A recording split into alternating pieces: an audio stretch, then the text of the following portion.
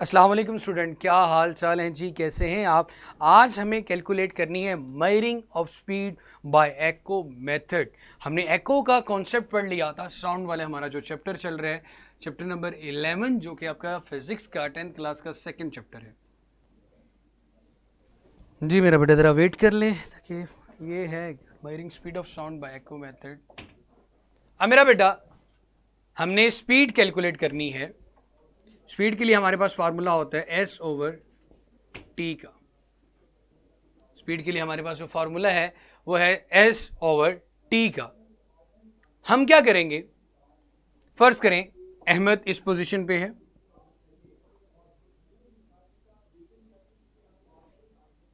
और यहां पे एक 50 मीटर के डिस्टेंस पे एक वॉल है। मिनिमम आपको पता है कि 34 डिस्टेंस होना चाहिए रिफ्लेक्शन के लिए, तो हमने डिस्टेंस ले लिया 50 मीटर।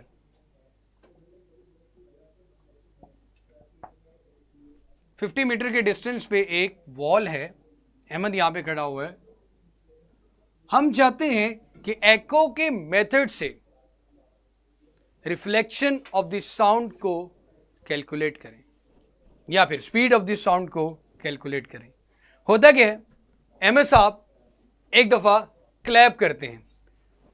क्लैपिंग से जैसे ही आप क्लैप करोगे आपके पास कुछ चीजें होनी चाहिए। एक स्टॉप वॉच, ठीक है जी। आप क्या करोगे, जैसे ही आपने 1 टाइम क्लैप किया आप स्टॉप वॉच को ऑन कर दोगे। जैसे ही आपको एको सुनाई देती है आप स्टॉप वॉच को ऑन कर दोगे। क्लैपिंग की आवाज या क्लैपिंग का जो साउंड है वो दीवार के साथ टकरा के जब आपको दोबारा सुनाई देगा आप स्टॉप वॉच को ऑन कर देंगे। इसी तरह आप 10 दफा क्लैप करोगे और 10वीं क्लैपिंग की एको सुनने पर आप स्टॉप वॉच को ऑफ कर दोगे और टाइम देखोगे स्टॉप वॉच के ऊपर कितना आ रहा है। लाइक फर्स्ट करें वो आ रहा है जी 1.5 सेकेंड।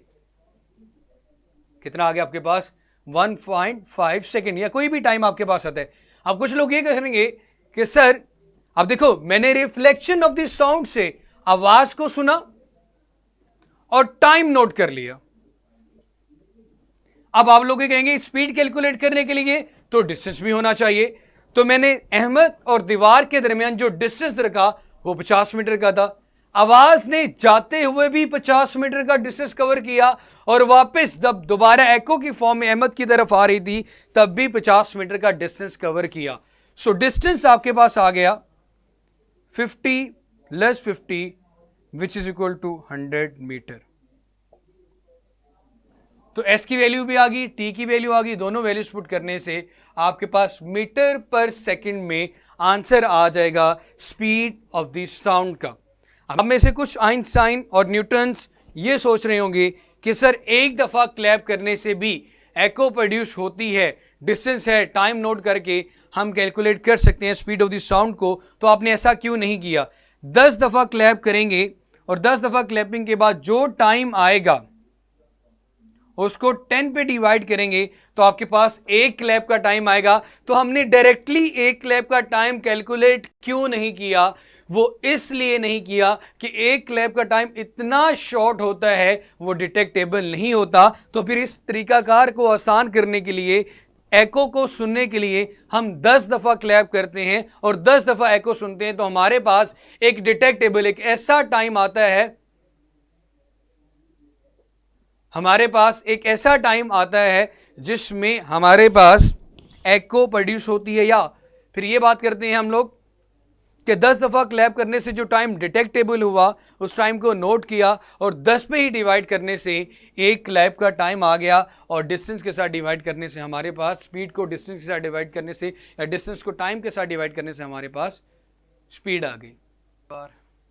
जी शहजादो, अगेन बार बार टेक्निकल इशू आ रहा था और अगेन इसलिए मैं कि आप लोगों को एंड कर दूं, बता दूं कि जो हमारा टॉपिक है वो बिल्कुल अपने एंड पे था कि हम लोगों ने एक्चुअली एको मेथड से कैलकुलेट करनी थी स्पीड ऑफ द साउंड, और speed of the sound calculate करने के लिए डिस्टेंस और टाइम होना चाहिए। स्टेप नंबर 1 है कि अपने दरमियान और वॉल के दरमियान जहाँ से आवाज़ ने टकरा के वापस आना है, एक मेजरिंग टेप लेके आप क्या कर लेंगे, डिस्टेंस मेजर कर लेंगे, तो आपके पास डिस्टेंस आ गया। अब आपको टाइम चाहिए कि जब एको प्रोड्यूस होके वापस आती है तो कितने टाइम में वापस आती है। मैं एक दफ़ा क्लैप करता हूँ, तो एक दफ़ा जो मैंने क्लैप की स्टॉप वॉच को ऑन कर लिया, और स्टॉप वॉच को जब ऑन कब करना है, पहली बात तो ये है, मैंने एक दफ़ा क्लैप किया और जब मेरी आवाज़ दोबारा मुझे इस क्लैपिंग की सुनेगी तो मैं स्टॉप वॉच को ऑन कर लेता हूँ। लेकिन वो टाइम इतना कम होता है कि स्टॉप वॉच पे डिटेक्टेबल नहीं होता, तो मैं 10 दफ़ा क्लैप करता हूँ, 1, फिर जब आवाज़ सुनाई देती है 2, 10 दफ़ा क्लैप करने के बाद जो टाइम मेरे पास आता है, जैसे कि फर्ज करिए वो 30 सेकेंड आ जाता है 10 क्लैप का टाइम फॉर 10 क्लैप्स, लेकिन हमें तो एक क्लैप का टाइम चाहिए, तो हम इसी को 10 पे डिवाइड कर देंगे तो मेरे पास आ जाएगा जी 3 सेकेंड। हालांकि इतना टाइम होता नहीं, 3 सेकेंड। तो हम क्या करेंगे, 3 सेकेंड हमारे पास आ गया टाइम, डिस्टेंस हमें अपना और वॉल के दरमियान पहले ही पता होगा, तो इस तरह डिस्टेंस को टाइम पे डिवाइड करके हम speed of the sound calculate कर सकते हैं बाय एको मेथड। चलें, जज़ाकल्लाह मेरा बेटा, लेक्चर का फीडबैक भी जरूर दीजिएगा, अपना बहुत सारा सा ख्याल रखिएगा। कल अगेन मुलाकात होगी इंशाल्लाह एक नए टॉपिक के साथ, जिसमें हम अगेन वही बातें करेंगे, नॉइज़ क्या होती है, पोल्यूशन क्या होती है, इस चीज़ के बारे में बात होगी। अल्लाह हाफ़िज़।